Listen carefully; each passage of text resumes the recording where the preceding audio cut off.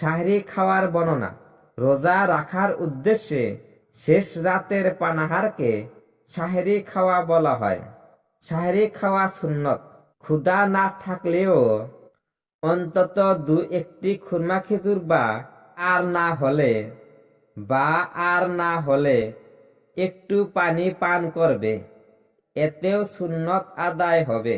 সাহরি যতদূর সম্ভব বিলম্ব করে খাওয়া ভালো। সাহরি যতদূর সম্ভব বিলম্ব করে খাওয়া ভালো। আবার এত বিলম্ব করাও উচিত নয় যাতে সুবহে সাদেক হয়ে যাওয়ার আশঙ্কা হয় এবং রোজা আদায়ের মধ্যে সন্দেহ সৃষ্টি হয়। সাহরি খাওয়ার ফজিলত সম্পর্কে অনেকগুলো হাদিস আছে। হাদিস 1। হাদিস শরীফে বর্ণিত আছে হযরত রাসূল করিম সাল্লাল্লাহু আলাইহি সাল্লাম ইরশাদ করেছেন যে, হে ঈমানদারগণ, তোমরা সাহরি খাও, কেননা সাহরি খাবারের প্রতি লোকমার বিনিময়ে আল্লাহ রাব্বুল আলামিন 1 বছরের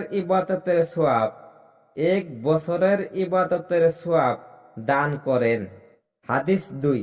অন্য এক হাদিসে বর্ণিত আছে হযরত রাসূলুল্লাহ সাল্লাল্লাহু আলাইহি সাল্লাম ইরশাদ করেছেন, তোমরা ইহুদীদের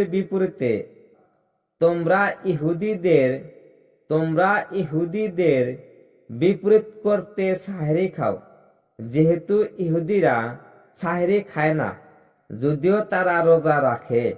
আর যে সাহরি খাইয়ে